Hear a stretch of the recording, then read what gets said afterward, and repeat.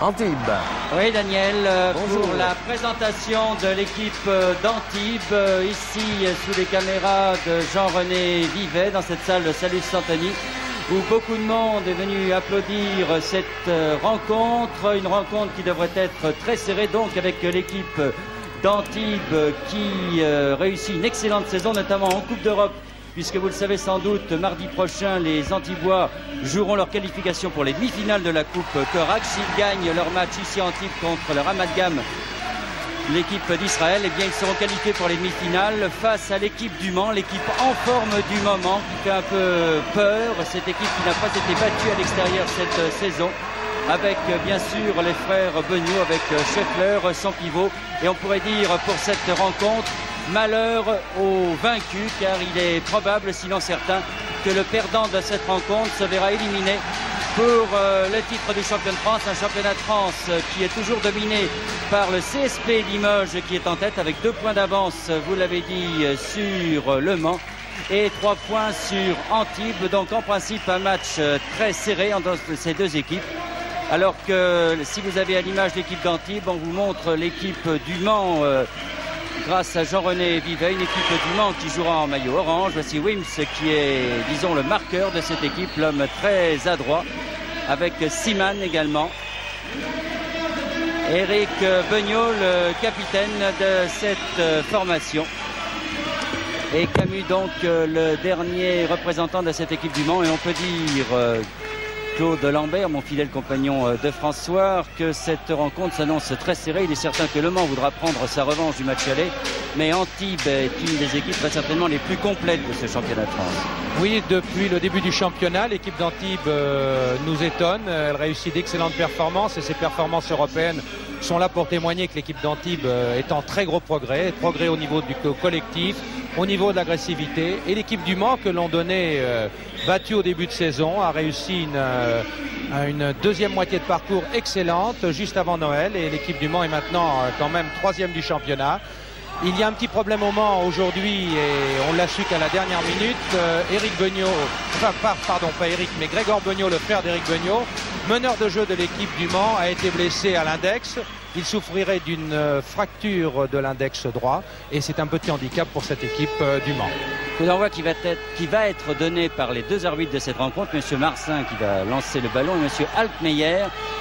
Johnson, Ruiz, Hackey, Morse et Bunting pour l'équipe d'Antibes. Et de l'autre côté, bien sûr, les frères Beugnot, Ostrovski et Scheffler, ainsi que Wims. Ballon qui est dans les mains de Bunting, l'un des joueurs précieux de cette équipe. Bunting, Ruiz, qui est l'un des grands espoirs meneurs de jeu de cette équipe d'Antibes, qui est convoité par nos nombreux clubs. Bonne défense là d'Ostrovski sur Morse et ballon pour Antibes. Un match très certainement serré entre ces deux équipes. Il ne faut pas s'attendre à un basket spectaculaire, mais à un basket de combat très certainement entre deux formations, encore une fois, deux des meilleurs. Reprise de dribble de Daniel Hackey et ballon pour Le Mans. Bonne défense sur Eric Beugnot. Ostrovski qui joue avec Grégoire Beugnot. Quand il part comme ça, pourtant Eric Beugnot, il est difficile à arrêter, mais il y a une très très bonne défense de Morse. Eric Beugnot face à Morse et panier pour Eric Beugnot. Un excellent tir en suspension d'Eric Beugnot et les consignes ont été données. Morse doit s'occuper activement de Beugnot. Beugnot aussi a reçu la consigne de s'occuper de Morse. Je crois que ça sera l'un des duels les plus spectaculaires de ce match. Il y a eu également un bon blocage de Scheffler qui a permis à Eric Beugnot de tirer en toute tranquillité. Faute d'Ostrovski.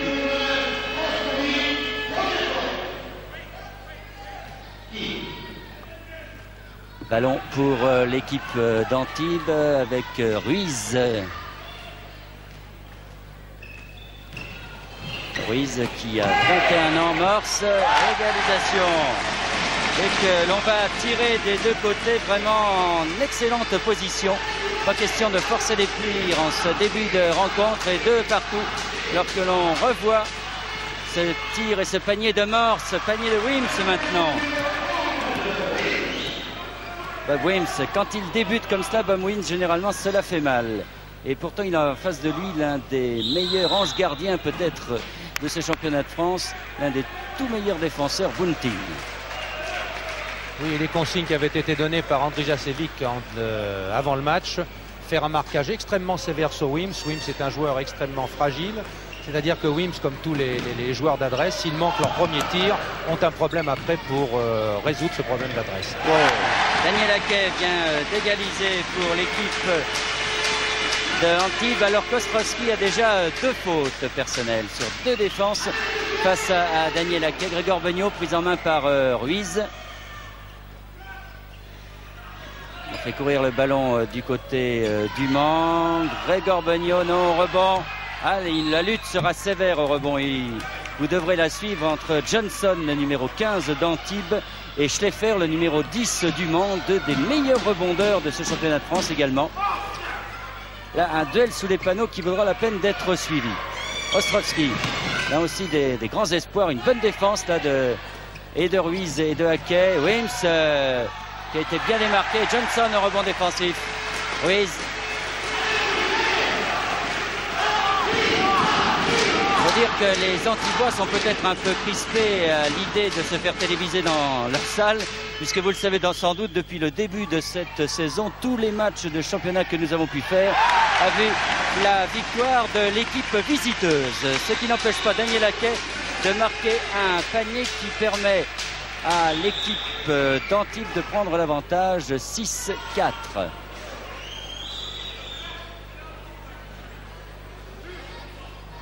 Alors, faute à Bunting.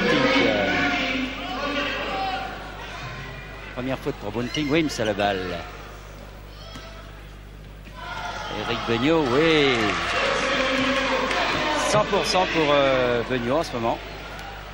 2 tirs, 2 paniers et égalisation à 6 partout. Ruiz. Ruiz, Morse maintenant. Morse qui joue avec Johnson, qui échappe la balle. Il reprend. Il n'y aura personne au rebond. Il a tiré. Et il a marché. Oui, marché. Et donc ballon pour Le Mans avec Grégor Beugnot, son frère Eric. Ostrowski. On joue vite, c'est bien joué tout ça. Et panier de Schleffer. Et Schleffer, il faut le signaler Bernard, comme vous l'avez dit déjà tout à l'heure, que Schleffer est l'un des meilleurs rebondeurs. Il est en plus un équipier idéal. Ses coéquipiers de l'équipe du Mans ne parlent que de lui en termes élogieux, parce que c'est un joueur sans problème, un joueur sans faille aussi, et qui sait merveilleusement bien, aussi bien shooter qu'aller au rebond. Bonne interception, c'est bien joué ça de la part de Ruiz et panier de Morse. Très bien joué de la part de Ruiz, là, qui a bien cadré son adversaire direct pour donner un bon ballon à Morse, et Antibes mène 10-8 maintenant. Le match est lancé cette fois avec Wims pour Éric Beugnot. Éric Beugnot pour son frère Grégor. Et 3 secondes dans la raquette de Scheffler. Et ballon donc pour Antibes qui mène 18, et ballon dans les mains de Ruiz, le jeune meneur de jeu de cette équipe antiboise. Avec Haquet. Ruiz. Morse. Haquet, c'est bien joué. Et faute à Wims. Beaucoup de fautes sur Daniel Haquet, qui est toujours très dangereux aux abords de la raquette. Marqué de très près, de trop près, semble-t-il. Et les arbitres ont l'air de ne pas vouloir laisser jouer. Il est certain que quand on voit l'arbitrage du championnat de France et que l'on peut assister au match de Coupe d'Europe, on se rend compte que l'arbitrage n'est pas du tout le même. Panier là de Grégor Beugnot. Et égalisation à 10 partout. Je crois, Bernard, que pour l'instant, on assiste à un match très équilibré et avec beaucoup de rigueur des deux côtés, un minimum de perte de balles malgré 2 ou 3 marchés depuis le début du match, et surtout une équipe du Mans extrêmement motivée et qui vient là pour réussir un exploit. C'est visible, il suffit de voir les premières minutes de cette rencontre et son agressivité. Johnson au rebond sur un tir d'Éric Beugnot. Il faut noter que ces 2 équipes ont disputé les matchs de Coupe d'Europe mercredi dernier, c'est donc que la fatigue doit être la même, encore que les joueurs d'Antibes. Oh, un panier d'Haquet superbe. Les joueurs d'Antibes sont allés gagner à Venise. Ils étaient donc en déplacement alors que Le Mans a joué à la maison. Et que si Le Mans est éliminé de cette Coupe correcte, j'ai un beau contre encore là de Haquet sur Beugnot. Haquet qui fait un début de match remarquable. Wims Je disais donc que si l'équipe du Mans est éliminée de la Coupe Corax, je vous le disais en débutant ce reportage, l'équipe d'Antibes, elle, a une très bonne chance de se qualifier pour la demi-finale de la Coupe Corax, remportée l'année dernière, vous le savez sans doute, par le CSP Limoges. Un contre sur Johnson, mais faute de Beugnot, dit monsieur Altmeyer. Faute d'Éric Beugnot. Et donc, lancer franc pour Johnson. Et temps mort demandé par l'entraîneur Kenny Grant, l'entraîneur du Mans. Revoit sous un angle différent ce ralenti. Ruiz qui cherche un de ses partenaires. Johnson. Ah, on ne l'a pas vu là, il y a l'arbitre. Pas de chance. Ici, chaque fois, la combinaison 3. Bob qui part tout de suite. On fait la 3, mais avec Bob qui part tout de suite parce qu'il va bien bloquer Éric Beugnot. C'est d'accord? Alors, 2-3 fois, on joue la combinaison 3. C'est toi à côté droit ici avec la balle et tu à côté gauche là-bas. Les gars, perdent de balle, hein, faites attention. Au moment où il veut faire une passe décisive latérale, couvre cette partie où il va passer la balle. C'est l'aboutissement de leur combinaison est là. Vous voyez, le leitmotiv du côté d'Antibes, c'est de ne pas perdre de balles. Ils s'attendent à un match très serré. Nous avons eu la chance de pouvoir assister à la conférence d'avant-match. Et vraiment, ce mot, cette phrase « attention aux pertes de balles » a été vraiment le leitmotiv de toute cette conférence. Oui, et puis le deuxième leitmotiv, ça a été de marquer extrêmement durement et extrêmement efficacement le seul meneur de jeu de cette équipe du Mans qui s'appelle Grégor Beugnot, et de faire attention à toutes les passes en diagonale, de défendre bras écartés systématiquement, et cette consigne a été donnée à Ruiz, comme vous venez de l'entendre, de la part d'André Jacevic. Johnson pour son dernier lancer franc. Réussi.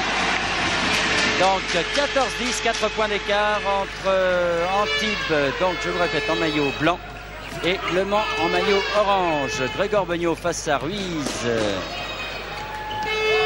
Et son frère Eric Ostrovski. Interception de Bunting. Et une faute Wims très certainement. Il s'est aidé du bras. Oui. Michel Meyer. Et Wims a peut-être un peu tort de protester parce qu'il a voulu gêner Bunting dans sa contre-attaque, et manifestement il a fait une faute. Deuxième faute en tout cas de Wims. Ostrovski de faute. Ostrovski sort et c'est Tom Seaman qui rentre. Et c'est 2,6 m Seaman. Un peu plus grand qu'Ostrovski qui mesure 2,04 m. Et en tout cas, Bunting est au lancer franc. Le premier réussi. Et le deuxième aussi, donc 2 points pour Bunting. Et 16-10, là il ne faut pas que Le Mans laisse s'échapper l'équipe d'Antibes. Pour être grave pour l'avenir. Grégor Beugnot. Wims. Non, et au rebond, Johnson en 2 fois. Ah, mauvaise passe, c'est dommage. Johnson qui a l'air au rebond défensif, en tout cas de prendre l'avantage pour l'instant, je dis bien pour l'instant, sur Scheffler. Mais le match n'est pas terminé, loin de là, puisqu'on joue depuis à peine 7 minutes. Faute à Ruiz. Ruiz a passé la jambe gauche le long de la ligne et a bloqué totalement le passage d'une manière maladroite et agressive, et il est tout à fait normal. Cette faute était tout à fait indiscutable. Sur Grégor Beugnot, il a fait une béquille, ce qu'on appelle en même temps, sur le genou. Là, ça fait mal. Hein, tant qu'il a les genoux un peu pointus, le jeune Ruiz. Beau gabarit, 1,92 m pour un meneur de jeu. On dirait que Grégor Beugnot fait 1,90 m. Bonne taille pour les meneurs de jeu, ça. Grégor Beugnot. Face à Ruiz, toujours. Allez, deuxième faute à Ruiz. C'est sévère, ça. Très, très sévère. Très sévère parce que Ruiz épousait le mouvement de Beugnot et partait en même temps que lui sur ce mouvement. Et s'ils se sont frôlés, et si le coude de Ruiz a frôlé Beugnot, il est quand même pas normal que l'on siffle une faute aussi bénigne. Je peux vous dire que j'étais au match Limoges-Cantoux mercredi dernier, et ces fautes-là, on ne les siffle pas. On n'en siffle pas d'autres non plus. Les matchs de Coupe d'Europe sont autrement plus musclés. Et c'est toujours le même problème. Comme disait très justement André Jacevic, il faut que les joueurs s'adaptent à l'arbitrage de certains arbitres et non pas l'inverse. C'est un peu dommage. Wims, deuxième panier, et 16-12 pour l'équipe d'Antibes avec Ruiz. Ruiz qui joue avec Daniel Haquet. Non, et rebond cette fois c'est Beugnot qui a eu la balle à pour son frère Grégor. Wims, Grégor. Et Eric reproche à son frère de ne pas annoncer la tactique. Ah, bien joué cette passe. Oh, malheureux. Il est malheureux Scheffler là parce que la passe d'Éric Beugnot était superbe. C'est ce qu'on appelle une passe vraiment décisive, oui. Bernard. C'est impardonnable de la manquer. Un peu nerveux ce Scheffler qui n'a pas tout réussi ce qu'il souhaitait en ce début de match. Bien joué ça aussi cette passe de Haquet. Bien contrée de la part de Scheffler. Sur Morse. Et contre-attaque très rapide du Mans avec Éric Beugnot. Non, décidément, ça c'est pas de la maladresse parce que le ballon est dans le cercle. Et que voulez-vous? Bonne passe de Ruiz à Haquet. Ah, sur Johnson, c'est bien joué.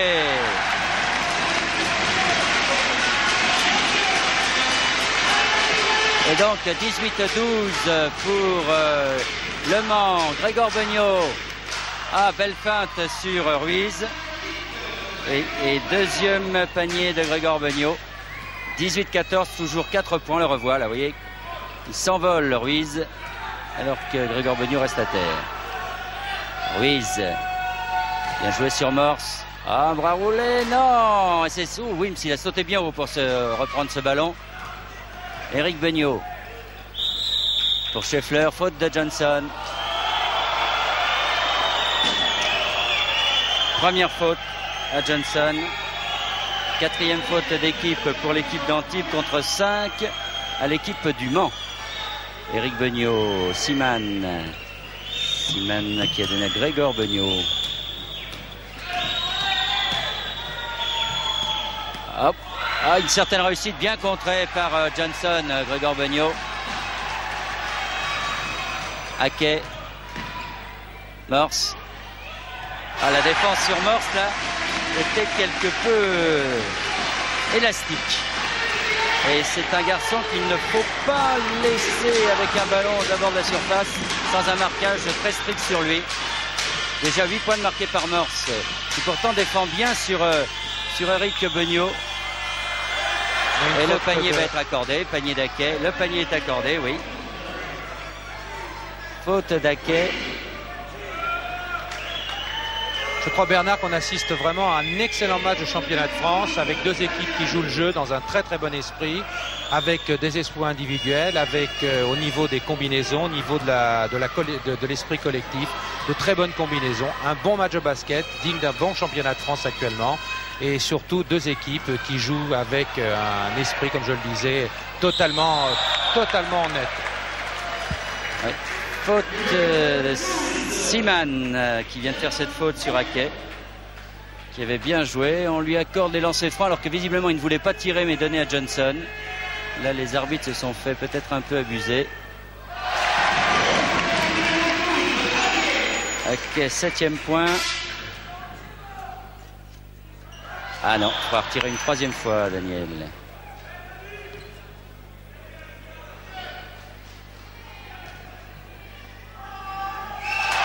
Réussi, 8 points pour Haquet, 22 points pour Antibes, 16 pour Le Mans.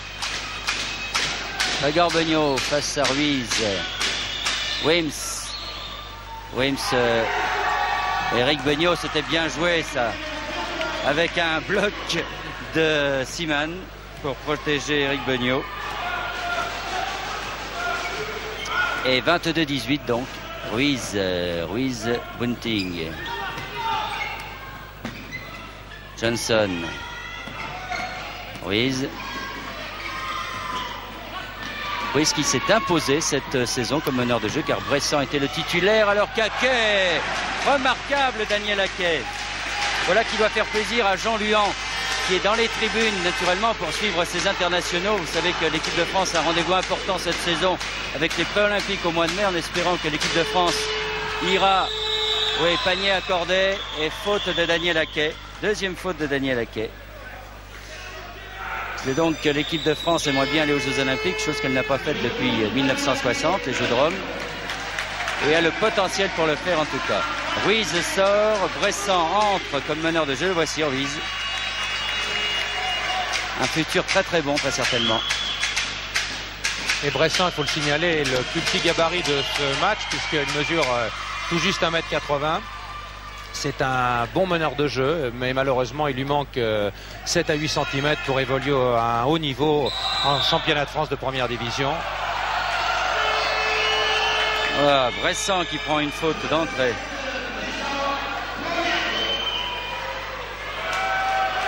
Ah, 7 fautes donc pour Antibes. 24-21 maintenant et ballon pour Le Mans. Qui refait un peu son retard.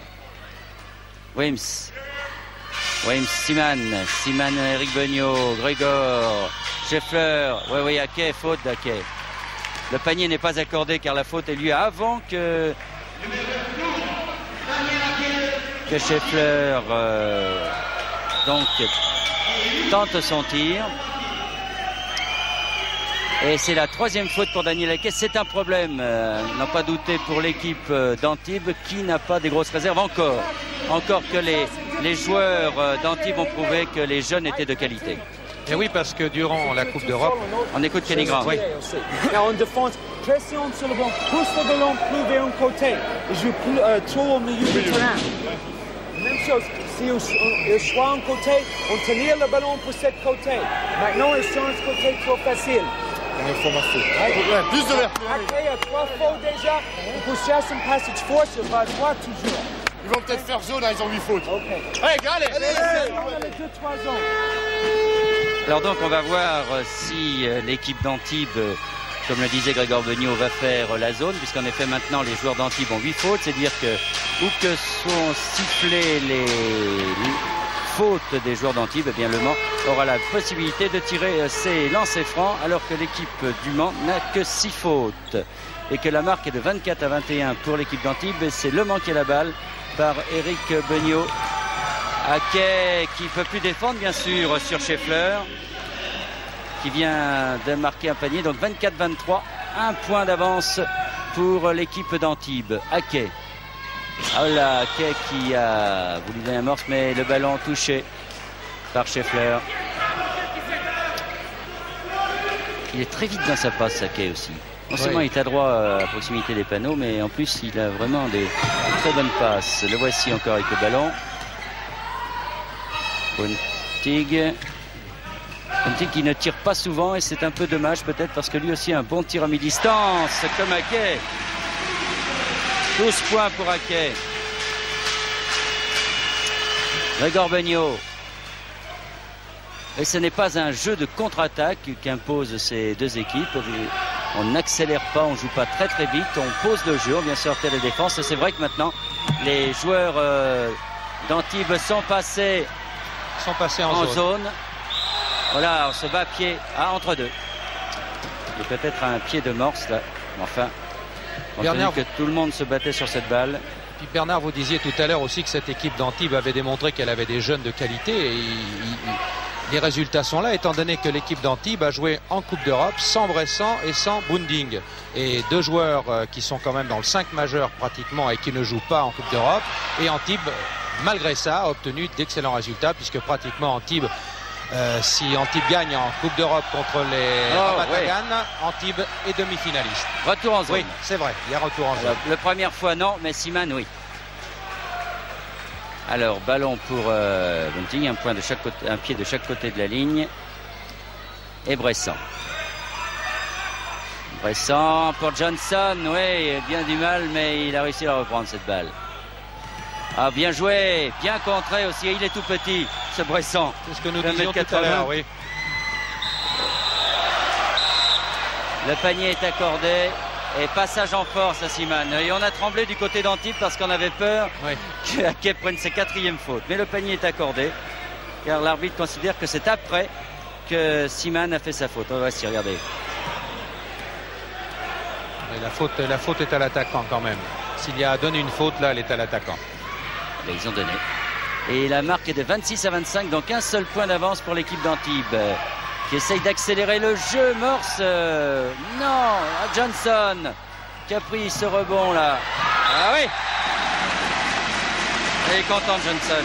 C'est très impressionnant ce Johnson, hein, Bernard. Ah oui, il y a Radovanovic gabarit. qui en a un très mauvais souvenir parce qu'ici, Radovanovic s'était fait dominer copieusement par Johnson et de ce fait, Radovanovic, le pivot du Stade Français qui mesure quand même 2,10 m, avait dit le meilleur rebondeur du championnat, c'est Johnson. Et là, Scheffler va très certainement penser la même chose. En tout cas, aux statistiques, c'est lui le meilleur rebondeur français, jouant en championnat de France, bien sûr, là, complètement raté, et ballon pour Beugnot.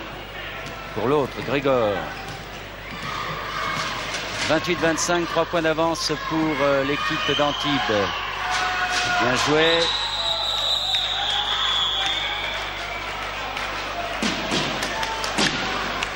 Faute à Morse. Oui. Première faute. Ouais.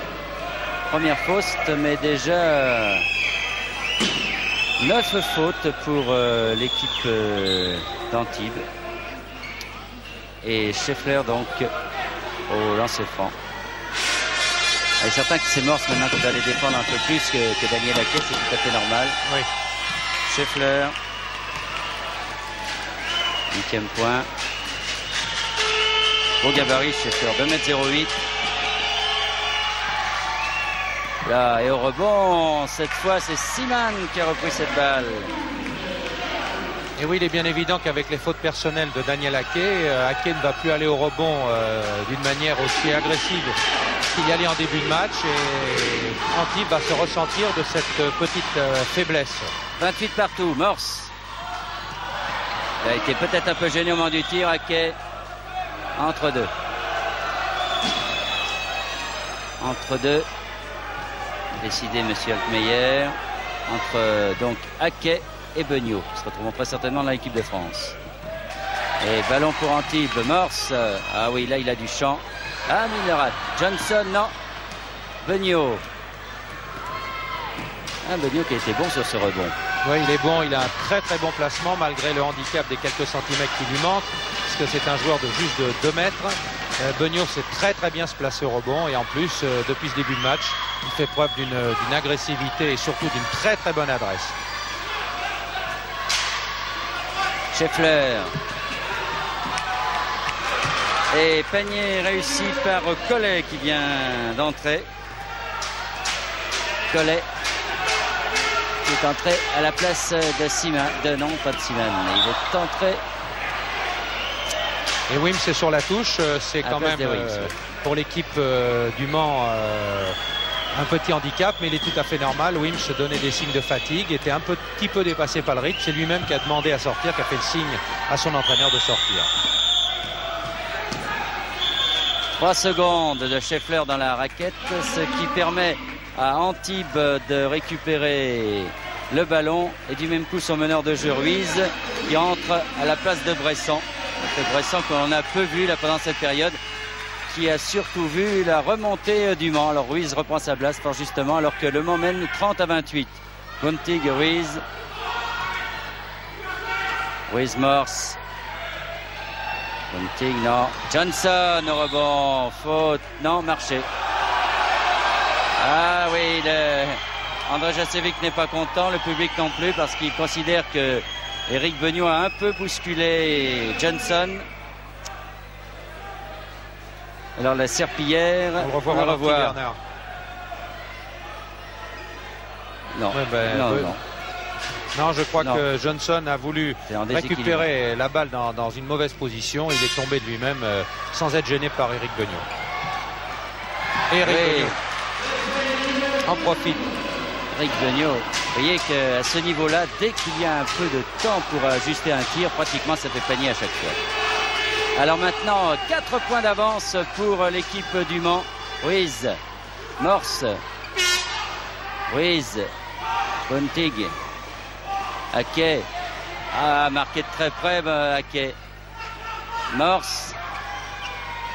Non. Et bon rebond de Seaman face à Haquet. Beugnot, l'équipe du Mans tourne à plein régime en ce moment. Collet, Beugnot. Eric. La balle circule bien, Bernard. Hein. Et voilà, et ça se termine par un panier Un très bon panier de Scheffler et son 10e point.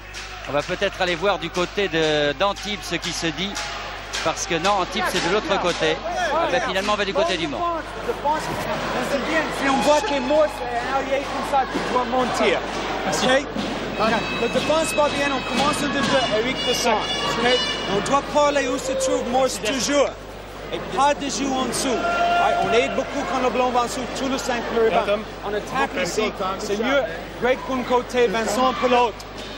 Right? Eric pour Vous avez entendu Kenny Grant et voici André Jacevic maintenant. La mi-temps. Bien, Serge. Allons, on joue la zone. On joue la zone presse, il est numéro 1. Mais faites attention derrière. Levez vos bras pour la zone. Allez. Bah, Circulez vite la balle et placez-vous pour shooter. il est arrivé un peu en retard là sur André Jacevic. On ne peut pas être partout, hein. Il n'y a qu'un seul micro. Mais zone presse hein, pour annoncer pour Antibes. Provillard qui remplace Bunting. Provillard qui est un jeune qui a joué en Coupe d'Europe la semaine dernière. Enfin cette semaine, contre Venise. Et oui, c'est une belle expérience et en tout cas, encore une fois, on n'insistera pas assez sur l'excellente performance réussie par cette équipe d'Antibes en Coupe d'Europe, comme l'équipe d'Orthez également, qui pourrait se qualifier dès mercredi prochain également pour les demi-finales de la Corax. Et si les deux équipes françaises se qualifiaient, eh bien, elles tomberaient l'une contre l'autre. Pendant ce temps-là, eh bien, amusant, hein. Oui. Ça sera amusant. De toute façon, ça fera une équipe française en finale. Mais Eric Beugnot, lui, s'amuse bien aussi, puisqu'elle vient de marquer son 10e point, ce qui fait que 36 pour Le Mans, 30 pour Antibes, menait donc de 6 points. Et le renversement de situation, que 6 points, c'est rien du tout en basket. Mais enfin, il vaut mieux les avoir pour qu'avec. Et à mi-distance, ça va pas du tout du côté d'Antibes, qui n'arrive pas à pénétrer dans la raquette, ce qui veut dire que la défense du Mans est excellente. Oui, ben la défense de zone du Mans est en tout cas très mobile. Et puis Le Mans en profite, puisque Antibes est très maladroit à mi-distance. Alors Le Mans multiplie l'agressivité avec une défense de zone extrêmement mouvante, extrêmement mobile.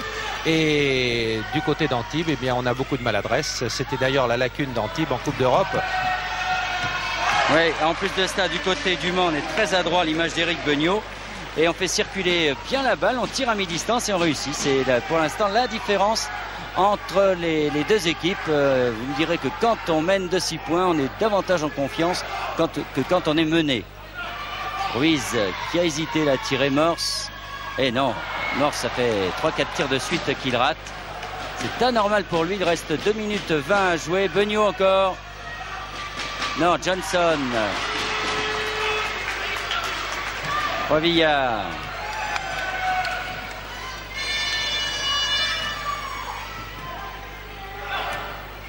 On voit bien que cette défense de zone est très mobile. Ruiz. Morse. Oui, faute de Beugnot. Deuxième faute pour Eric Beugnot, mais 8e faute. Et 8e faute d'équipe. Oui, il bouge. C'est toujours le problème du basket. Hein. Quand le défenseur bouge, Johnson, non. On se bat sous les panneaux et finalement, ballon pour Collet avec Grégor Beugnot, Collet, Siman, Collet. Beaucoup de sang-froid du côté du Mans pour l'instant. Et très peu de perte de ballon, Bernard. Ah oui. Siman. Non. Hackett. Oui, Provillard, pardon. Ruiz le voici. Hackett. Provillard. Oh là. À mi-distance, c'est incroyable. Ça fait au moins le 7e ou 8e tir. 8e, Bernard, exactement.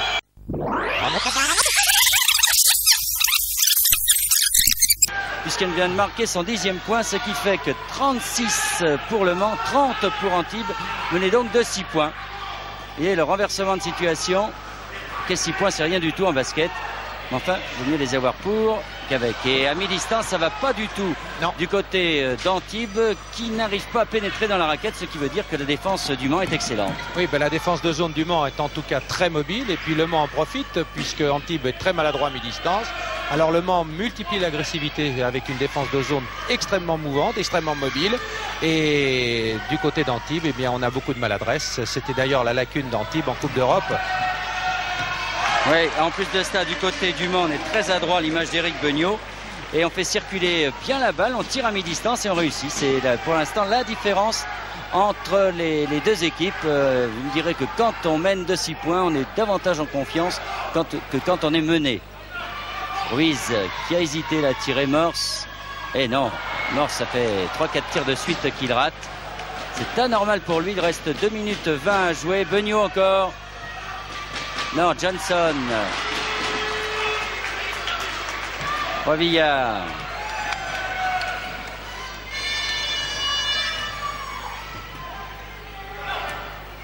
On voit bien que cette défense de zone est très mobile. Ruiz. Morse. Oui, faute de Beugnot. Deuxième faute pour Eric Beugnot, mais huitième faute. Et 8e faute d'équipe. Oui, il bouge. C'est toujours le problème du basket. Hein. Quand le défenseur bouge, Johnson, non. On se base sous les panneaux et finalement ballon pour Collet avec Grégor Beugnot, Collet, Seaman, Collet. Beaucoup de sang-froid du côté du Mans pour l'instant. Et très peu de perte de ballon, Bernard. Ah oui. Seaman. Non. Haquet. Oui, Provillard, pardon. Ruiz de voici. Haquet. Provillard. Oh là. À mi-distance, c'est incroyable. Ça fait au moins le 7e ou 8e tir. 8e, Bernard, exactement. Que les joueurs d'Antibes ratent. Alors à ce compte-là, il est certain qu'on peut difficilement mener dans une rencontre. Pied de Seaman. 38-30 pour Le Mans qui domine son sujet en cette fin de première mi-temps. Le début du match a été antibois, mais la fin de cette première mi-temps est pour Le Mans. Mancel. Morse. Non, bah décidément. Oh, ben c'est Provillard qui a été chercher ce rebond. Pourtant, il n'est pas très grand, Provillard. 1m86. Johnson. C'est pas vrai, ça. C'est incroyable. Il récupère les ballons, mais... Morse. Voilà. Eh ben, dites-moi, il a arrêté l'hémorragie. 1 sur 10, c'est pas mal pour l'ensemble de l'équipe en l'espace de 3 minutes. Et une faute à Morse. Faute à Morse en prime. Deuxième faute. Et je crois que ça ne va pas très bien dans cette équipe d'Antibes qui fait preuve d'une maladresse, qui manque peut-être un petit peu d'agressivité, ou du moins qui a de l'agressivité, mais pas employée au bon moment, et qui au rebond a la faiblesse d'avoir des fautes personnelles, en particulier Haquet, qui avec 3 fautes personnelles ne peut plus défendre comme il défendait en début de match. On a vu cette équipe handicap indiscutable. On a quand même vu cette équipe d'Antibes prendre des rebonds offensifs. Oui. Heureusement pour eux, parce que vraiment à l'adresse c'était pas terrible. Eric Beugnot, un lancer franc sur 2. Et maintenant 7 points d'avance pour l'équipe du Mans avec Ruiz. Et on joue 27 secondes encore dans cette première mi-temps. Ruiz. Oui. Premier panier de Bruno Ruiz. Et 5 points. Ah là là. Et ballon perdu là pour l'équipe du Mans par excès de précipitation. 13 secondes à jouer. Ruiz pour Haquet. Haquet Morse. Faute à Grégor Beugnot. Non, mais il y avait 3 secondes dans la raquette de Johnson, Bernard. Oui. La faute était venue après, mais ça avait été sifflé avant. Il reste 4 secondes. Oh oui! Un panier superbe de Collet. Juste avant la fin de cette première mi-temps, si bien qu'à la mi-temps, la marque est de 41 pour Le Mans, à 34 pour Antibes. Mais vous le savez qu'en basket, rien n'est joué. Même avec 25 points d'avance, on a vu Le Mans, Villeurbanne plus exactement, perdre un match précisément contre Le Mans. Alors rendez-vous tout à l'heure, Daniel, pour cette deuxième mi-temps qui sera très certainement acharnée. Voilà, eh bien, c'est ce que l'on souhaite, avoir autant de suspense en deuxième mi-temps. Henri Bodiguel, vous êtes avec nous car le 52e rallye de Monte-Carlo est terminé. Et je dois dire qu'il faut quand même tirer un sacré coup de chapeau à un certain Walter Röhrl car il a remporté pour la 4e fois ce rallye de Monte-Carlo. Et ce qu'il faut noter, c'est que ces 4 victoires ont eu lieu sur 4 modèles différents. Autrement dit, c'est vraiment le super pilote. C'est le super pilote, oui. Il y a 2 autres pilotes seulement qui ont réussi à gagner 4 fois le rallye de Monte-Carlo. Trévoux, mais dans une période allant de 1934 à 1951. Et ensuite, beaucoup plus récemment, Sandro Munari, mais à chaque fois sur la même marque, à chaque fois sur des Lancia et 3 fois sur la même voiture, la Lancia Stratos. Or là, c'est vrai, en 1980, Röhrl l'a gagné avec une Fiat Abarth. En 82, il l'a gagné avec une Opel Ascona. En 83, l'an dernier, il l'a gagné avec une Lancia Rally. Ce qui prouve que Walter Röhrl est effectivement un très grand bonhomme. Les 3 autres fois, les voitures étaient à roues motrices à l'arrière. Cette fois-ci, il a gagné avec une 4 roues motrices, une voiture qu'il a découverte il y a seulement 2 mois, quand il a quitté l'écurie Lancia, d'ailleurs, pour venir conduire cette nouvelle voiture qui pose effectivement des problèmes difficiles. Des gens comme Michel Mouton sont bien placés pour savoir que cette voiture ne se maîtrise pas facilement. Et maintenant, bon, il faut dire aussi que si Audi s'est imposé aussi fortement dans ce 52e rallye de Monte-Carlo, c'est du fait même du pari qui a été joué par les techniciens allemands. Ils ont voulu, pour justement les conditions d'adhérence précaires, et là on a été gâtés parce qu'il y a eu de la neige absolument partout dans ce rallye de Monte-Carlo, la voiture qui a été construite avec 4 roues motrices et c'est un avantage incontestable. Mais un avantage, il faut quand même emmener les voitures, on l'a dit. Les pilotes, aussi bien d'ailleurs Walter Röhrl que Blomqvist qui termine 2e et Mikola 3e, ont très très bien joué leur coup, puisque les voitures possèdent plus de 20 minutes d'avance à l'arrivée. Et s'il l'avait fallu, pendant la dernière partie de l'épreuve, les voitures allemandes auraient pu encore aller un peu plus loin si on n'avait pas limité leur puissance pour éviter justement le moindre incident, pour assurer le coup, comme on dit. Alors, derrière ces Audi Quattro qui ont archi-dominé, eh bien, il faut saluer la performance de Jean-Luc Terrier sur sa Renault 5 Turbo.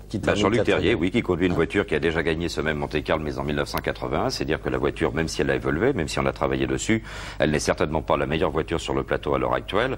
Et la bonne surprise, en tous les cas, pour la marque française, c'est d'avoir largement dominé les Lancia, qui avaient gagné ici même l'an dernier, et qui n'ont vraiment pas tiré leur épingle du jeu dans cette dernière édition du rallye. Les Lancia ont été constamment dominés, constamment contrés. Et là, on peut mettre aussi au crédit de Jean-Luc Terrier le résultat qu'il a obtenu. Car Jean-Luc Terrier n'a perdu aucune de ses qualités. C'est bien. Et on regrettera presque d'ailleurs que Jean-Luc Terrier, puisqu'on lui avait proposé de conduire une Quattro, qu'il ait refusé de conduire cette voiture. Il aurait été intéressant sans doute de voir ce que lui aussi aurait pu faire au volant d'une telle voiture. Ça sera peut-être pour l'année prochaine. On regarde en tout cas, Henri, le reportage que vous nous avez rapporté de ce 52e rallye de Monte-Carlo.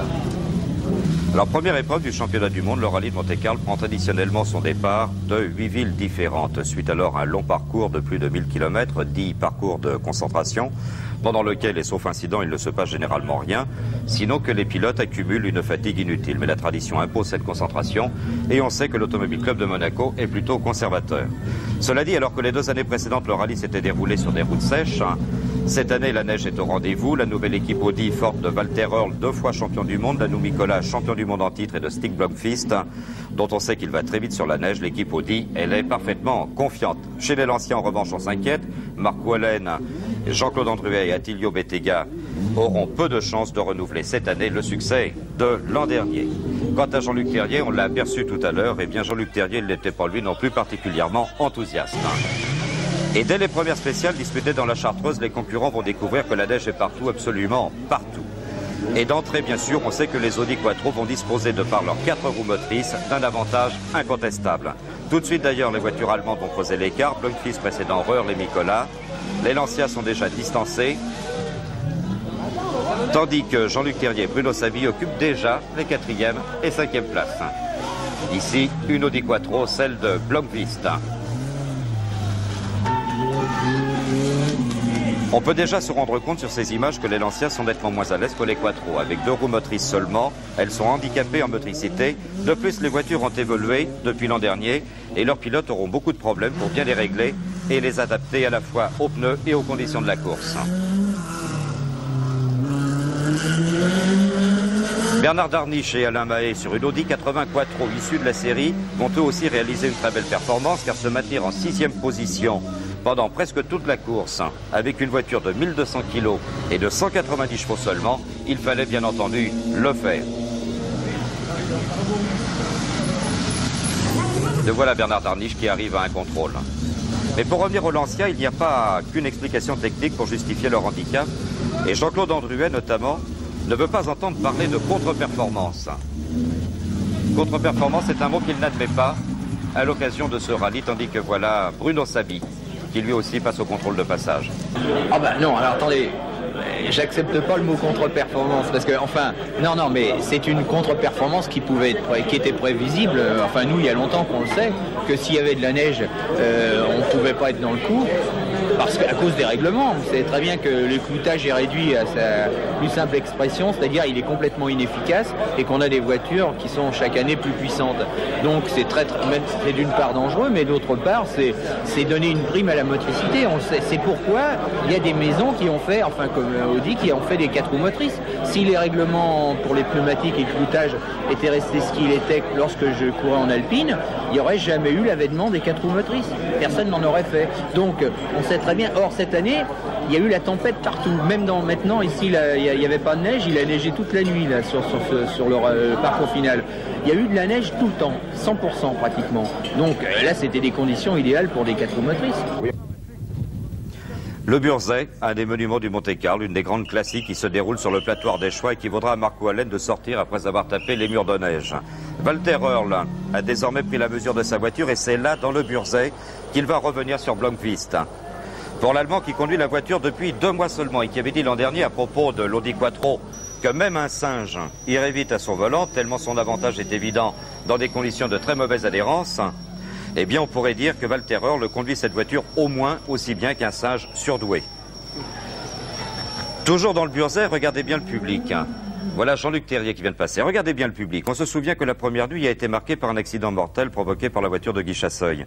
Mais quand on voit le public pratiquement sur la route comme ici, alors que les pilotes ont les plus grandes difficultés à maîtriser leurs engins, on est presque surpris finalement qu'il n'y ait pas davantage d'accidents. Les conditions de course en tout cas sont épouvantables et les pilotes ne savent même plus très bien quel type de pneus il faut monter. Les erreurs de choix seront d'ailleurs nombreuses et ce pendant toute la durée de la course. La neige va d'ailleurs tomber tellement fort pendant la 2e nuit que 3 spéciales seront annulées par les organisateurs. Quoi qu'il en soit, les Audi continuent de mener, ici Marco Allen, et on comprend qu'il soit songeur, parce qu'il est déjà largement plus de 10 minutes. Walter Earl, il a désormais pris la tête, mais c'est malgré tout à coup de seconde que se déroule la bagarre qui l'oppose, non pas à nous Nicolas qu'on voit ici, mais à Stig Blomqvist. Timo Salonen au volant d'une Nissan. Le voilà Blomqvist, il vient de passer. Ainsi donc, et pendant toute la course, les 3 Audi seront en tête. Et ce, absolument sans aucun problème. Et je vous propose d'apprécier, regardez ici, quelle maîtrise il faut avoir quand même pour conduire sur des routes qui, quand elles ne sont pas enneigées, sont complètement verglacées. Alors pour venir appuyer ce que vous dites, Henri, il faut quand même signaler que ces Audi Quattro ont réalisé 13 triplés. 13 triplés. Dans les 26 spéciales qui ont été disputées, car il y en a eu, au total, il y a eu 4 spéciales annulées. Et regardez bien la différence par rapport à une Lancia. Voilà, elle arrive nettement moins vite, elle frôle la barrière. Et il faut le talent de Marco Allen ou celui de Jean-Luc Terrier qui arrive maintenant. Jean-Luc Terrier qui cède un peu des bordures pour aider la voiture à tourner parce que ça n'était vraiment pas évident. C'est tout de même un Monte-Carlo un peu exceptionnel parce que si pendant les 2 dernières années il n'y a pas eu de neige du tout, ce qui a bien évidemment empêché les Audi de réaliser le carton de cette année, un carton qui est un triomphe, et un triomphe justifié par le pari technique, on l'a dit tout à l'heure. Mais il faut tout de même savoir emmener des voitures extrêmement puissantes, nettement plus de 300 chevaux, aussi bien pour les Audi que pour les Lancia. Ici encore une Nissan, qui fera un parcours tout à fait honorable. Et puis on va apercevoir Jean-Louis Trintignant. Jean-Louis Trintignant, ah non pardon, ici je suis un peu en avance. Ici, c'est l'Italien Biasion qui prend le départ. Nous sommes déjà dans la dernière nuit, dans le parcours final. Et nous voilà dans le Turini. C'est un haut lieu de ce rallye. Le Turini, à cet endroit particulier, beaucoup de pilotes vous diront que souvent ils ont été tentés de lever le pied parce qu'ils ont peur, là aussi, d'entrer dans le public. Et on va voir d'ailleurs Jean-Luc Terrier arriver un peu fort. Voilà, nous Nicolas, il est 3e, il vient de passer. Et voilà Jean-Luc Terrier. Il va de l'autre côté, il touche légèrement le mur. Mais ils ne sont pas éblouis par les gens qui prennent des photos au flash? Dans la mesure où le parcours est éclairé, cela atténue tout de même les conséquences du nombre des flashs. Et regardez les Lancia, les difficultés qu'elles ont pour arriver à bien se placer. Alors là, bien entendu, les consignes ont été données. Et du côté d'ailleurs de l'écurie allemande, on a même réduit la pression au turbo, c'est-à-dire qu'on a diminué la puissance des voitures. Ceci pour assurer absolument le coup. La maison Audi a été trop déçue par les deux derniers Monte-Carlo au cours desquels elle n'a jamais réussi à s'imposer. Alors là, cette fois, on va frapper un grand coup. Et à l'arrivée, Röhrl va précéder Stig Blomqvist, qui s'estimait d'ailleurs satisfait d'avoir terminé deuxième derrière Walter Röhrl. Troisième Hannu Mikkola, quatrième Jean-Luc Terrier. Regardez qu'il faut tout de même beaucoup de doigté pour éviter que la voiture ne s'embarque à chaque fois. Et voilà les Lancia, complètement piégés par les conditions de la course. Audi a d'ailleurs annoncé la couleur en disant « Nous jouons le titre champion du monde de marque ». Alors le titre de champion du monde des marques, les Audi l'ont déjà. En revanche, les Audi sont tout de même déçus d'avoir laissé le titre des pilotes partir. Pardon, c'est l'inverse. Oui. Audi a manqué, pardon, excusez-moi. Audi a manqué le titre des marques qui est revenu à Lancia. En revanche, Audi s'est tout de même imposé du côté des pilotes, puisque c'est Hannu Mikkola sur la voiture numéro 4. C'est Hannu Mikkola qui est champion du monde en titre. Alors voilà, au moment de rentrer sur Monaco, le triomphe Audi ne fait aucun doute. Walter Röhrl revient le premier. Suivront dans l'ordre Stig Blomqvist, qui a prouvé qu'il était, voilà Walter Röhrl, Stig Blomqvist, Hannu Mikkola, qui a sans doute temporisé un peu trop longtemps et n'a plus été en mesure de revenir se mêler à la bagarre en tête à coup de seconde. Et voilà Walter Röhrl, à qui on demande est-ce qu'un singe, est-ce que c'est une voiture pour un singe? Il répond c'est une voiture pour un singe, je me sens très bien dans la peau d'un singe. En tous les cas, un grand coup de chapeau à Walter Röhrl, car c'est vraiment un pilote exceptionnel, c'est vraiment un très grand bonhomme et il a dominé très très largement et mérité amplement cette victoire dans ce 52e rallye de Monte-Carlo. Et un grand coup de chapeau aux caméramans qui nous ont apporté ces superbes images, je pense que vous les aurez appréciées. Merci beaucoup Henri. Et nous allons tout de suite partir pour Antibes pour voir comment va se dérouler la deuxième mi-temps. Antibes-Le Mans, Bernard et Claude. Oui, eh bien 7 points d'avance donc pour Le Mans face à Antibes. Et coup d'envoi de cette deuxième mi-temps avec le même 5 majeur des deux côtés qu'en début de rencontre. Avec le jeune Ruiz, avec Hackey et ses 3 fautes personnelles. Ici Bunting face à Wims, Ruiz. Hackey encore, Ruiz.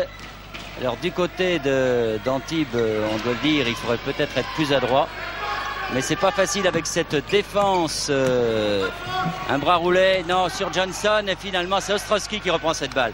Ils n'arrivent pas vraiment, ils sont très gênés par la défense du Mans, du côté d'Antibes. Oui. Le Mans défend très très bien. Et en plus, il faut reconnaître que Bob Morse n'a pas réussi une très grande première mi-temps. Et peut-être aussi que cela explique cet écart de 7 points entre les deux équipes pour l'instant. Par contre, du côté du Mans, ça va bien. Grégor Beugnot, là, qui ne savait pas trop quoi faire de cette balle. Alors il a shooté. Et il a marqué donc 9 points d'avance. Là, ça devient important pour l'équipe du Mans. Morse pour Ruiz. Ruiz pour Morse à nouveau. Voilà. Si Bob Morse retrouve son efficacité, là, l'équipe du Mans peut tout craindre. 36 pour Antibes, 43 pour Le Mans, donc 7 points d'avance. Grégor Beugnot sur une passe de son frère, deuxième panier de cette deuxième mi-temps pour le cadet des Beugnot. Et 8 points sur l'ensemble de la rencontre pour l'instant. Bunting, Morse, Hackey, face à Ostrowski. Non, Scheffler qui a contré cette balle et les Antibois demandaient que ce panier soit accordé, prétextant que le contre avait été fait sur le ballon descendant. Non, on dit les arbitres. Bien joué sur Scheffler, cette passe de Beugnot, mais Johnson se fait prendre la balle par le jeune Ostrowski. C'est une bonne nouvelle pour Jean Luan, ça, par contre. Beugnot, Ostrowski, Wims. Benio face à Bunting. Wims l'a changé, c'est-à-dire que maintenant Bunting joue sur Benio. Point d'Ostrowski. 2 points d'Ostrowski. Fait de bonnes choses depuis le début de cette deuxième mi-temps. On le voit en défense, on le voit au rebond et on le voit aussi à l'adresse. Donc une bonne nouvelle, comme je le dis, pour Luant et pour l'équipe de France. Bunting, qui disait qu'il est très adroit mais qui ne tire pas souvent du côté du Mans. Le Mans qui a toujours, du côté d'Antibes je veux dire, alors que Le Mans a toujours 9 points d'avance et a le ballon avec Ostrowski là. Et encore un panier d'Ostrowski. Et Ruiz, 11 points d'avance pour Le Mans. Ruiz, Morse. Morse, Haquet. Johnson, Ruiz. Morse. Ruiz, l'a tiré. Oui. Ah, beaucoup d'adresse en ce début de deuxième mi-temps. Des deux côtés du reste, vraiment, c'est presque du 100%. Pas de faute personnelle non plus, alors que l'on joue depuis près de 4 minutes. Wims pour Ostrowski, Grégor Benio. Ah, qui a bien joué avec Ostrowski, c'est bien joué ça, Grégor Benio. Très bonne combinaison dans la raquette entre les deux joueurs, 2 jeunes joueurs de cette équipe du Mans et 2 jeunes joueurs qui confirment vraiment toute leur qualité et aussi vu que Jean Luant, patron de l'équipe de France, assure 2 pour le tournoi pré-olympique. Ah, c'est à l'équipe qui va craquer la première là, un panier répond à un autre panier immédiatement. C'est Bunting qui a marqué pour l'équipe d'Antibes. Wims, bien joué pour Haquet et Ostrowski. Et Ostrowski se bat entre deux. Oui, dit les arbitres, c'est normal. Les deux hommes se battaient bien, encore que c'est Haquet qui a sorti cette balle incontestablement. En tout cas, belle présence d'Ostrowski en ce début de deuxième mi-temps. Il a marqué déjà 6 points. Haquet a eu le dernier mot sur cet entre-deux. Ruiz. Bunting. Haquet. Bunting, là qui peut tirer. Oui. Et que Bunting, troisième panier également pour Bunting dans cette deuxième mi-temps sur 3 tirs. 44-51, les Antibois reviennent à 7 points. Ce qui était la différence à la mi-temps. Éric Beugnot, non, Johnson au rebond. Et le public maintenant encourage son équipe car elle sent que c'est le moment. Antibes qui a trouvé la bonne carburation. Morse et Johnson. Non. Oui, oh là, avec une certaine réussite là. Morse, alors que Morse et Beugnot s'expliquent un petit peu. Et 5 points d'avance pour l'équipe du Mans et naturellement temps mort. Alors on va voir du côté du Mans ce qui se dit puisque l'équipe du Mans est, disons, est un peu en difficulté.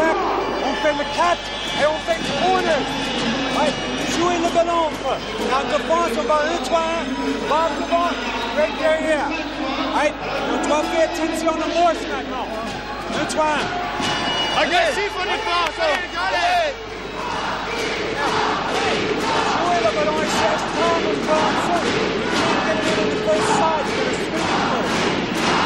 Alors, si j'ai bien compris, monsieur Kenny Grant, on change de défense du côté du Mans, c'est-à-dire qu'on vient à 1-3-1, mais on peut dire, Claude, que le défaut de la défense 1-3-1, c'est qu'il n'y a qu'un seul homme au rebond. Oui, ben c'est évident, mais je crois aussi qu'il est possible qu'il y ait un changement de système de défense dans l'équipe d'Antibes dans les prochaines minutes, parce que je pense qu'Antibes, en ce moment, est en train de sentir que l'équipe du Mans est à la limite de craquer, bien qu'elle s'accroche beaucoup. Et il faut absolument pour Antibes faire basculer le match maintenant, c'est-à-dire accélérer, jouer beaucoup plus vite et surtout ne pas tomber dans le jeu du Mans. Et Bunting qui fait vraiment, alors là, superbe deuxième mi-temps, oui. Début de deuxième mi-temps, qui est en confiance et qui tire, alors que Morse ne tire pas parce que lui aussi a beaucoup raté en première mi-temps. Ostrowski, c'est bien joué. Non, le panier n'est pas accordé. Il doit y avoir une faute de Johnson. Une faute sur Ostrowski de toute façon. Non, la faute est à Ruiz. C'est sa troisième faute. J'avais vu Johnson et Johnson s'est vite éloigné de l'action pour aller à l'autre bout du terrain pour se faire oublier. C'est la première faute du reste dans cette deuxième mi-temps, alors que l'on joue depuis plus de 5 minutes, 5 minutes 30 très exactement. C'est un petit exploit en tout cas. Wims avec Gregor Benio. 5 points d'avance pour l'équipe Ostrowski au rebond. Faute à Gregor Benio. Erreur, c'est une erreur un petit peu de jeunesse, mais dans cette position-là et avec le gabarit qu'il a, Gregor Benio ne doit absolument pas tenter de shooter. Il a essayé d'avoir la faute, il ne l'a pas eu, il a provoqué un passage en force au lieu d'essayer de donner la balle à un équipier mieux placé. C'est pas lui de shooter, il doit donner le ballon et ne pas shooter.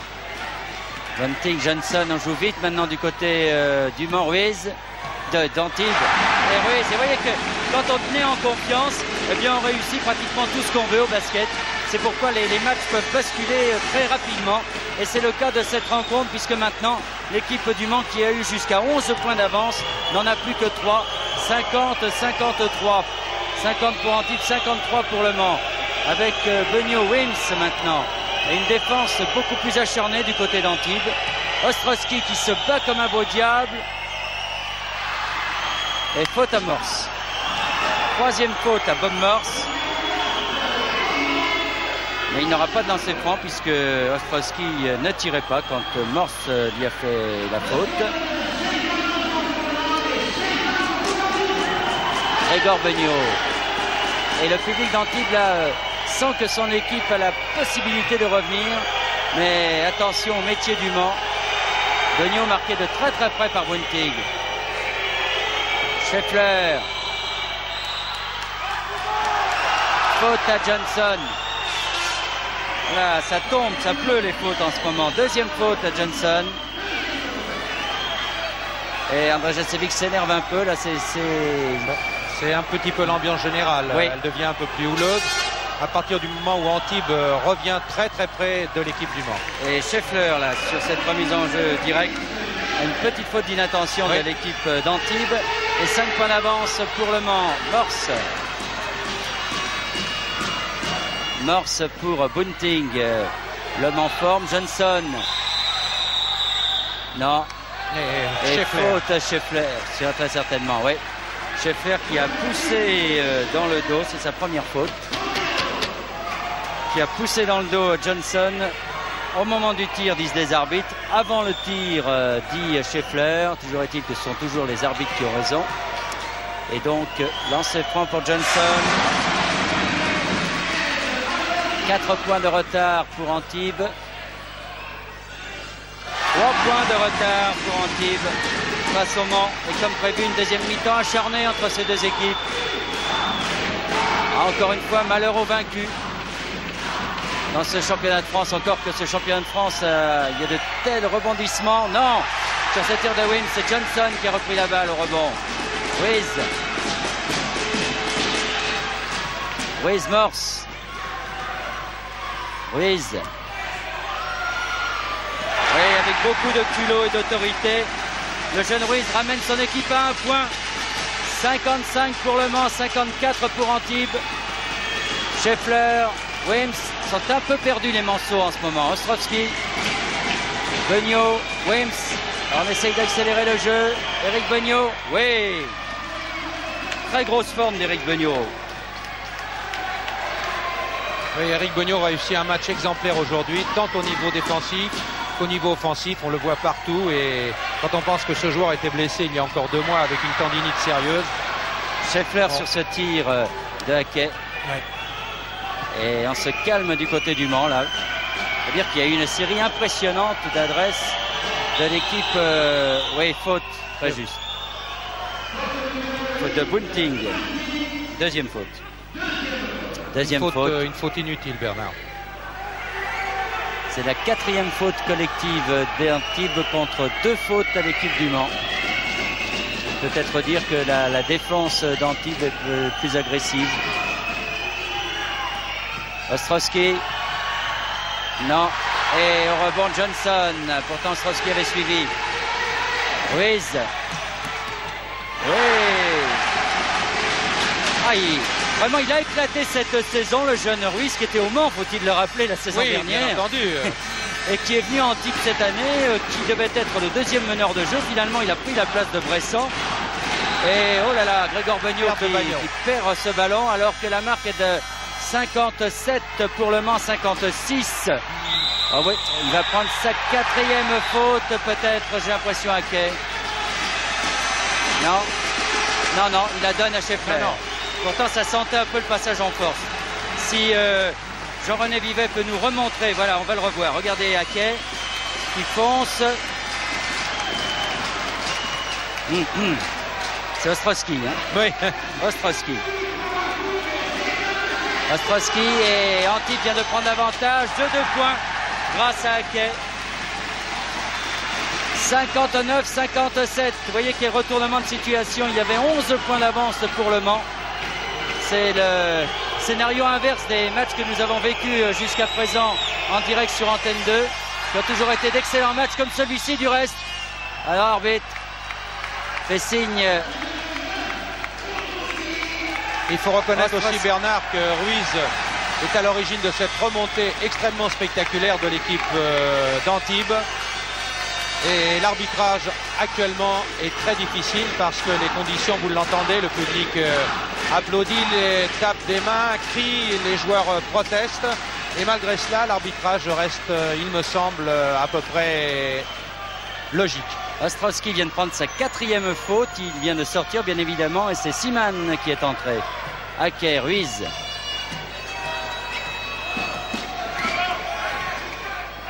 Bentig. Hackey. Ah, bien joué. Ah, il le fait bien habituellement, ça, mais Morse a bien suivi. Bien joué de la part de Morse qui a suivi au rebond. Cette attaque d'Hackey, 4 points d'avance pour Antibes.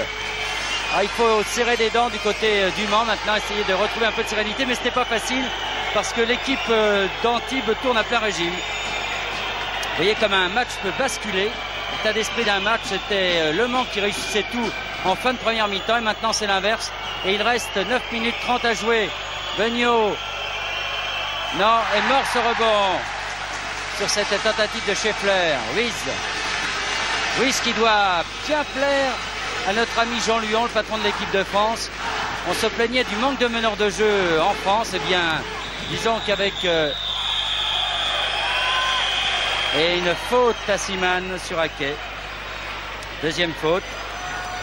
Avec donc Sénégal qui est toujours là et bien là. Jacques Monclar avec également Fnagel, même s'il est blessé en ce moment. Ce jeune Ruiz, c'est vraiment du bon matériel. On est tout Kenny Grant. Quand le ballon va là, right? Il est tout de suite, right? Venez en haut, right? Look for your shot there, look in, right? Right? On fake corners, okay? Venez en haut, come up right away, don't wait, there's no block there, okay? Now, si on trouve pas le pivot de cette côté, on change côté, cherche l'autre côté, tu descends, bloc là, on monte encore. Now, un tir seulement, right? Il faut avoir un tir seulement. Now, on change encore 1, 2, 2. 1, 2, 2, 3. Non, 1, 2, 2. Now, c'est dernier temps mort. Si on veut changer une défense, je dois dire à Eric de gagner. Alors, changement de défense encore du côté du Mans. C'est vrai qu'on a du mal à trouver la bonne formule pour contrer cette équipe d'Antibes. Alors, aussi précision, j'oubliais dans les meneurs de jeu, bien sûr, celui du Mans, Grégor Beugnot, qui lui aussi fait un bon match et qui fait partie des sélectionnables. Alors 1-2-2 côté défense pour l'équipe du Mans qui a bien récupéré sur ce rebond avec Beugnot et 4 points d'avance donc pour l'équipe d'Antibes, 61-57. Grégor Beugnot, voilà.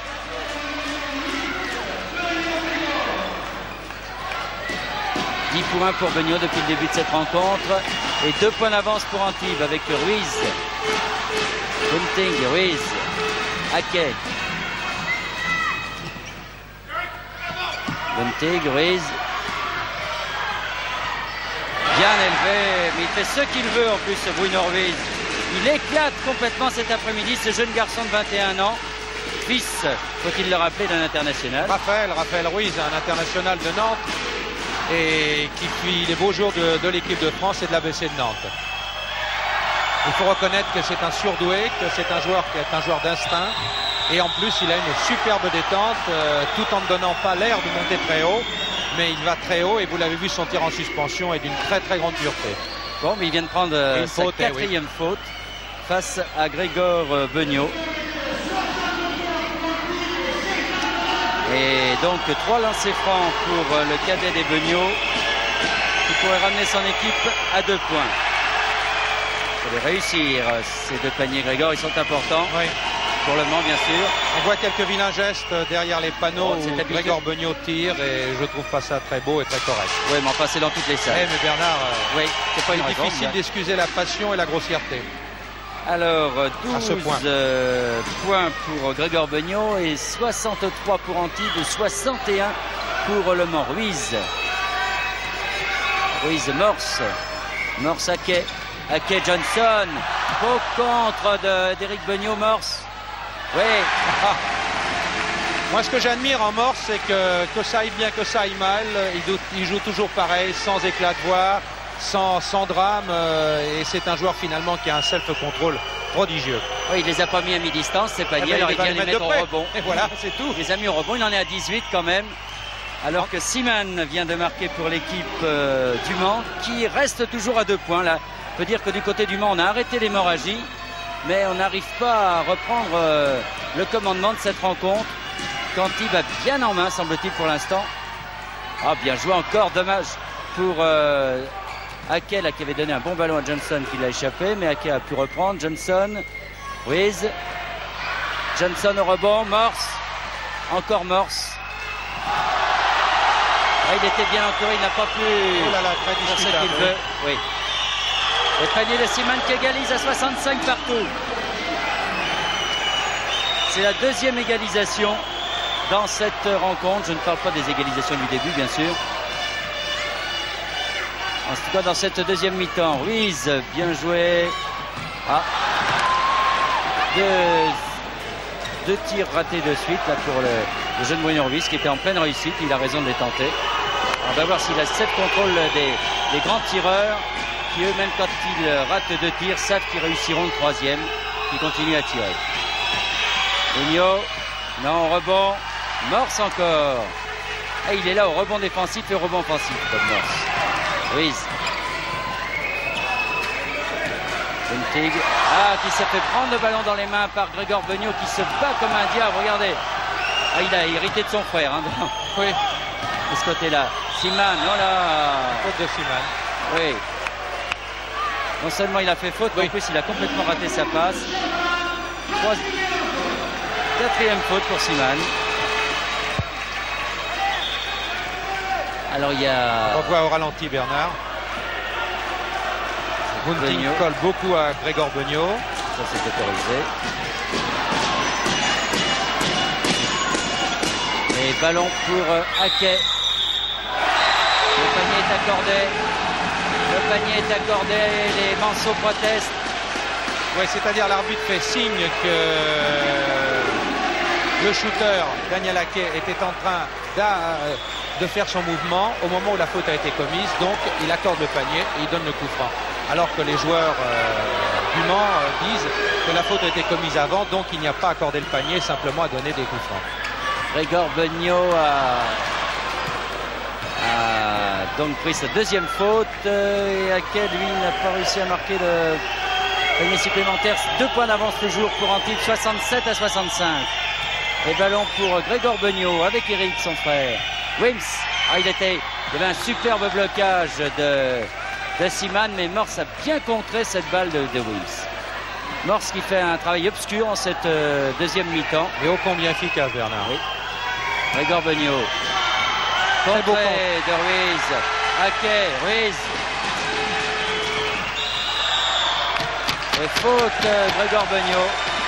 C'est la 8e faute collective pour l'équipe du Mans. Et 3e faute pour Grégor Beugnot. Alors maintenant, c'est important les 8 fautes collectives parce que cela va permettre à Antibes de tirer toutes les fautes maintenant. Haquet, Morse. qui était bien démarqué, non. Oh, Bunting au rebond. Johnson, Hackett, Johnson. Ah. Et Johnson qui a raté finalement le ballon pour Johnson encore. Ruiz. Et Ruiz marque. Bernard Ils se battent. Ils se battent. Et marqué, le Mans aussi se bat. Une équipe très physique, mais là, la volonté d'Antibes est assez étonnante. Et puis il y a eu une bagarre au rebond fantastique sur 5 rebonds consécutifs, des athlètes en extension sautant 5 à 6 fois de suite en l'espace de 4 à 5 secondes. Vous avez vu comment Morse a réussi à reprendre cette balle. Hackett. Oui, Hackett. C'est ce qu'il veut, 19 points marqués par Hackett en ce moment. Là, Antibes a retrouvé le deuxième souffle. Il s'est arrêté un petit peu après le remonté fort spectaculaire.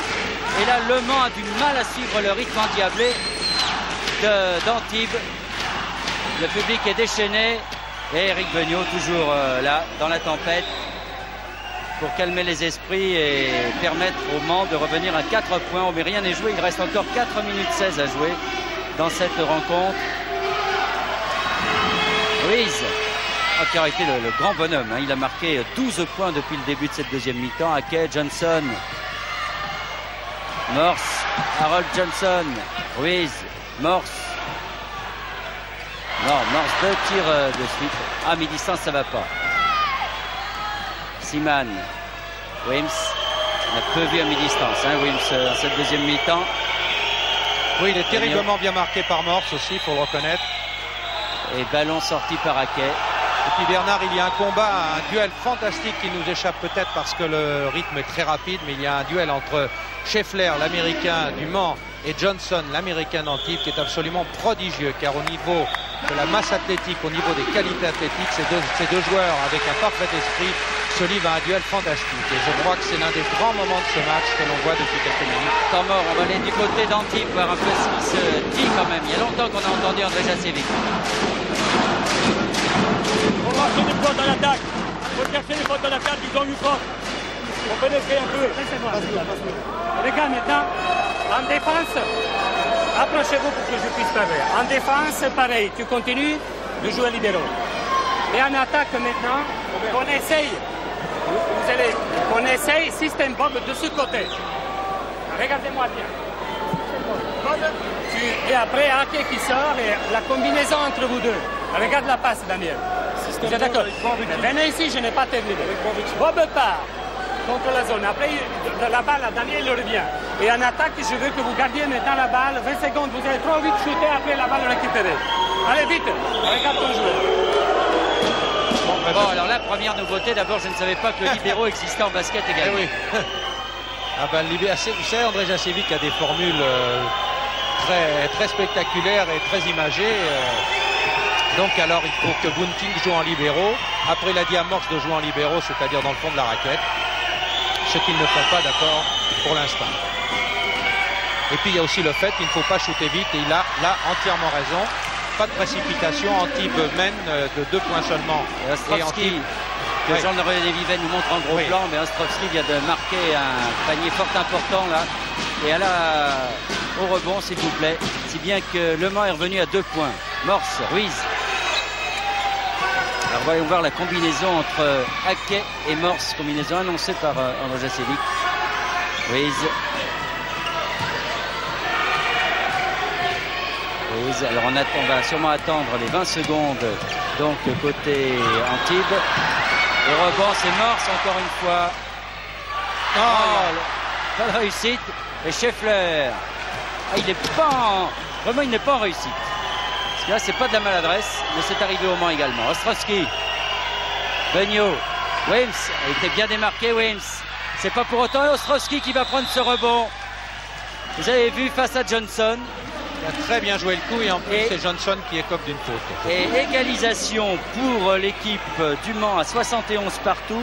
Johnson prend sa 3e faute et Ostrovski sur ce lancer franc peut peut-être donner l'avantage à l'équipe du Mans. Excellente deuxième mi-temps d'Ostrovski qui a 4 fautes. Et panier réussi. Ostrovski, 11 points marqués dans cette deuxième mi-temps. Pas mal. Ces 2 dernières minutes vont paraître bien longues aux 2 équipes. et vont être certainement palpitantes, Bernard, comme l'a été d'ailleurs l'ensemble de ce match. Un point d'avance donc pour l'équipe du Mans. Ruiz pour Antibes, Morse, Bunting.